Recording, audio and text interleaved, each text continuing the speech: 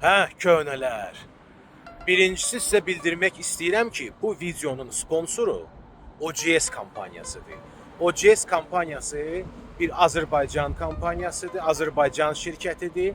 Birbaşa, yəni ki, neft şirkətlərinə aiddir, neft islahatına aiddir. Neft islahatına aid olan bütün təchizat işlərini həmən OCS kampaniyası öz öhdəliyinə getirə bilər. Sizin, necə deyərlər, xidmətinizdədir. Həmçində onu bildirmək istəyirəm ki, OCS kampaniyası Türkiyənin böyük bir Mekasol adlı şirkətin Azərbaycanda rəsmi nümayəndəsidir. Bilməyənlər üçün Mekasol şirkəti, yəni Azərbaycan dilində ona yay deyirlər, Rus dilində zadvişka, İngilis dilində isə valve. O da birbaşa neft islahatına aid olan bir məhsuldur. OCS şirkəti Mekasol şirkətinin Azərbaycanda rəsmi nümayəndəsidir. İndi də mən sizə bax bu gördüyünüz, yəni neft qaz çıxarma idarələrinə aid olan bir gəncin bir hekayəsini danışmaq istəyirəm.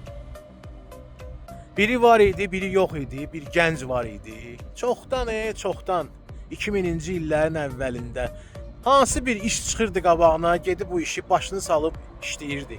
Allah deyir, kasıbçılığın üzünü qara eləsin. Necə də eləyib. Çünki fikirləşirdi ki, evdə oturmaqdansa, yəni oturub onsuz da mənə nazir qoyan olmayacaq ki, necə deyərlər. Hələ nə iş var? Gedim onu işləyim, başımı salım aşağı. Günlərin bir günü o düzəlir işə, belə bir neft qaz çıxarma idarələrinin birinə. İşin də adı o olur ki, hər gün səhər saat 8-də artıq işdə olmalıdır. Minir bir dənə yekə qaz 53 maşına. Qaz 53-ün də dalında yekə bir çəndəki dolu salyarka ilə. Dolu hələ bu yaxşı desək doludur ya. Çünki belə yəni 10 ton olmalıdır sonra artıq onu verəndə ona 10 ton yazanda ora içində demək olar ki 1 tonu artıq yox idi. Yanında sürücü, çəndə də salyarka. Gəlir bax belə sahələrə. Sahələrdə də ki qazmaçılar var. Traktorlar vasitəsilə qazma işləri aparırlar. Yəni mütəxəssislər bu dəqiqə mənə baxıb başa düşəcək söhbət nədən gedir. Hər kəsənə də müəyyən bir doza, yəni pay həmən salyarkadan var. Yəni əslində pay salyarka, yəni ki mən biraz belə tam şəkildə yəni düz demədim. O ona aid olan salyarkadır ki, o traktoru işə salmaq üçün, həmin qazmanı davam etmək üçün. Kağızla da yazılıb, birinə 80 litr, birinə 100 litr, birinə 120 litr. Baxır indi qazmaçıdan qazmaçıya fərq var idi.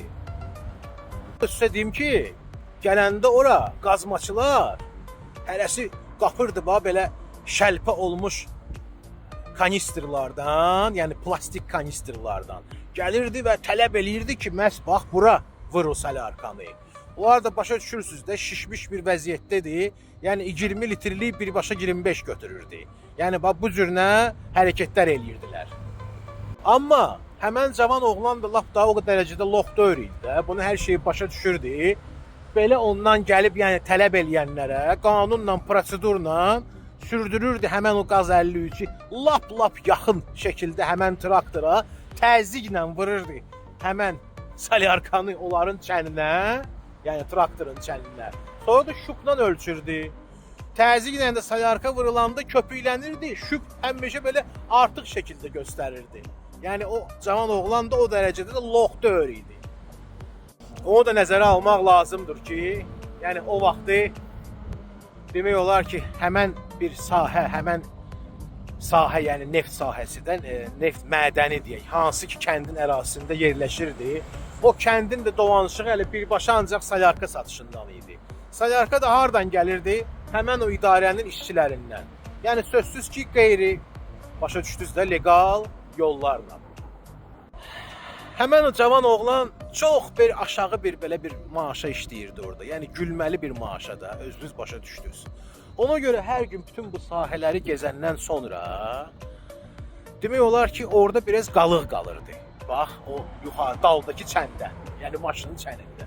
Onu da ki, sürücü aparırdı belə hardasa, yəni kiməsə satırdı, gəlib o puldan indi 5-3 manat həmən o cavan oğlana da verirdi. Bir ara bir sürücülərdən biri, haçan ki həmən o cavan oğlan lap təzə gəlmişdi işə. Fikirləşər ki, elə bu oğlanı alladım da.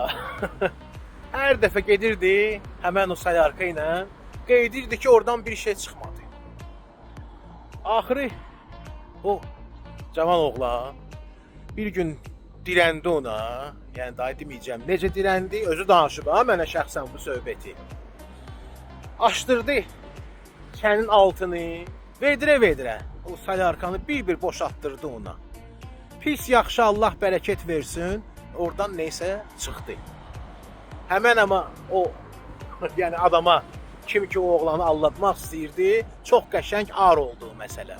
Ondan sonra da məsələ getdi, çatdı biraz yuxarılara. Onun necə deyərlər, o gündəlik puçovkası var. Puçovkanı başladılar ona verməməyə. O da qaldı uluya. Sözüm ondadır ki, bax belə bir hadisələr də olub. Yəni indi biz tamam başqa bir şey görürük bax belə bir sahədə. İndi görürsünüz ki, tam moderndir. Yəni işçilər tamam başqa bir formada işləyib. Amma o qara günlər də bizim yəni ki, neft qaz çıxarma idarələrimizin bir tarixidir. Bunu yaddan çıxartmayaq. Bu qədər qəlbdən qəlbə.